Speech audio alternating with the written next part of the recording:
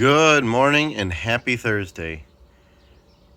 Today's not Thursday, it's actually Tuesday, but this lesson will be available today, which would be Thursday. We won't get into specifics on this. So you may recognize this. This is that first trailer that we built for Mr. Thompson. Mr. McMullen got the fenders all painted, finished welding. He got the boards screwed down. We spaced them every two supports underneath as far as the screws go. And they're all spaced out nice and equal. The other big thing we did was I contacted the person that sold us the trailer and was able to order another lug nut that was damaged in shipping, which is good. Or not lug nut, it's gonna be a stud, wheel stud that was damaged. They also are sending us a new cap because that one is dinged, also from shipping. Things happen, but they were really good to work with. So what's left on this trailer? I mean, besides putting the wheels on, it's ready to roll. I finished up the actual lights. There's the actual junction box and 7-prong plug. This does have trailer brakes that will be active.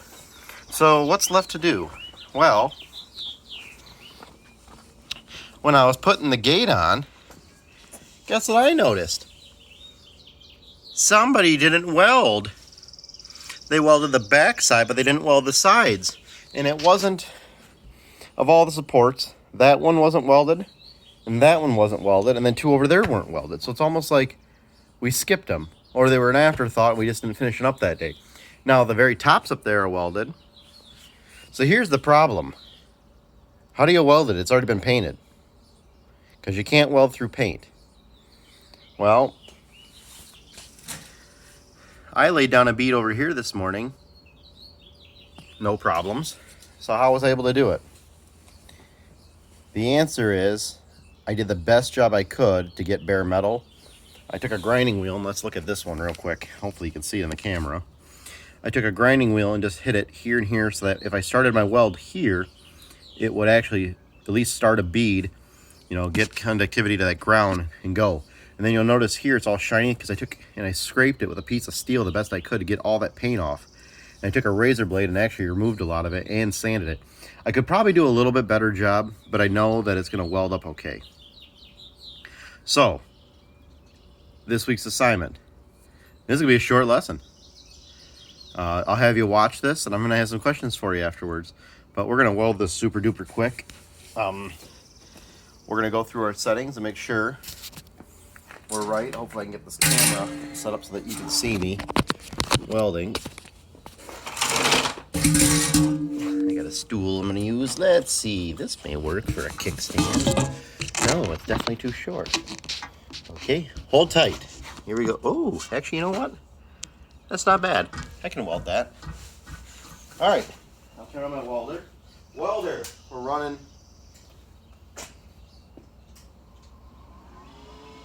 20 cubic feet of carbon dioxide per hour. And then for my settings, I'm running 20 volts at 200 inches per minute. On this one, I'm going to pull both of them out, both my welds. I'll pull. I don't want to push. So let's start this one up. Here we go. Let's see if we get a good contact. You'll know right away if it, you know that sound. If it's just flowing, that bzzz, and if it's not a good setup, it's going to be poppy.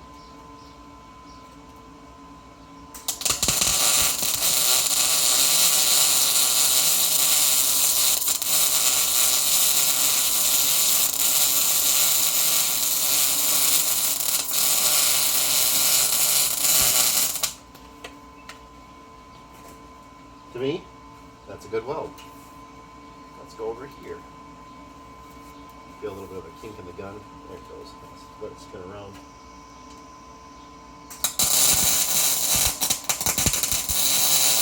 Got the gas. There we go.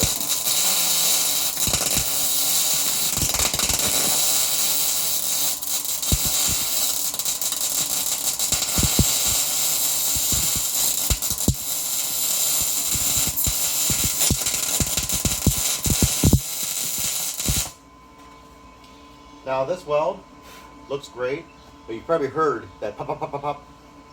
What you probably don't hear in the camera right now is the wind picked up. I can actually feel a nice breeze coming. So as soon as I started welding that, the wind picked up a little bit, and it's blowing that shielding gas out of the way. It happened. Well, let me go grab the phone / camera, and we'll take a picture. All right, zoom in. Hey, look at that. And even over here, not a bad bead. Got a little bit wide right there. I slowed down just to let the welder catch up when it was popping. So, this week's assignment. Let's take a look at this trailer. Okay, you can see the different types of welds there. I'm gonna walk you around. Hopefully you can see everything. But what positions and what type of welds do you see if we were to weld it as it stands? I know we flipped the trailer over, and did just a basic 1G weld when we could. But as the trailer stands right now, what type of weld and what positions are you seeing? Are you seeing 4G welds that are butt welds? Are you seeing 3G welds that are T welds? What I'd like you to do is identify 4 types of welds that you see, or at least a combination of 4 welds. What are those 4 welds that you see?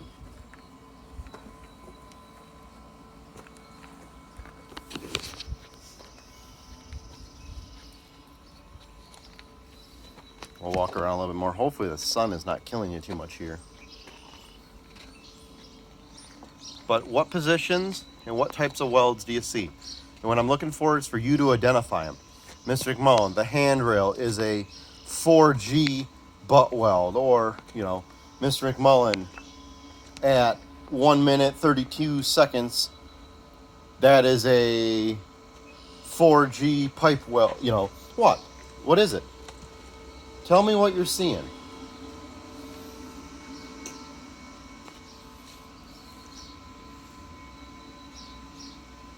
And again, I'm looking for the current position the trailer's in. I don't care if we can flip it on its side or flip it over. So, if you have any questions, let me know. I know one student said, hey, Mr. McMullen, can you send me a better picture of the trailer hitch? Not a problem. I can do that. That was last week's assignment, which I've only seen one person complete it. FYI on that one. You got a week to complete them, and then they go in the books as 0, so.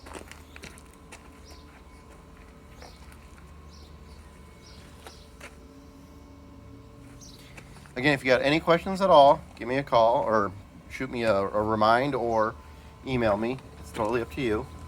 Hopefully everybody's doing well and staying safe.